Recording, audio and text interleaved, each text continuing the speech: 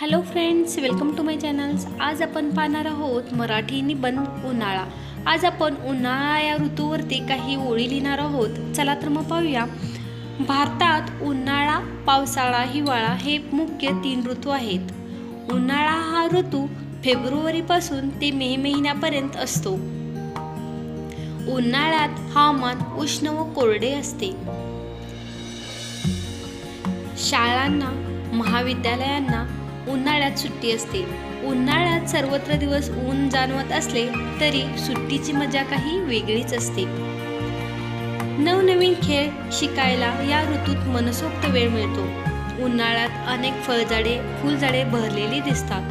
फळांचा राजा आंबा, आवळा, करवंद, फणस, काजू अशी अनेक फळे या ऋतूत येतात. मोगरा, गुलमोहर, जाई-जुई अशी अनेक फुलझाडे उन्हाळ्यात बहरतात. उन्हाळ्यात स्त्रिया कुरड्या, पापड, लोणची, गुलकंद असे पदार्थ तयार करतात. अनेक कडधान्य भाज्या या ऋतूत वाळून वर्षभर टिकवता येतात. रस्त्यात, चौकात आपल्याला फळांचे ज्यूस, सरबत पिण्यासाठी लोकांची वर्दळ दिसून येते.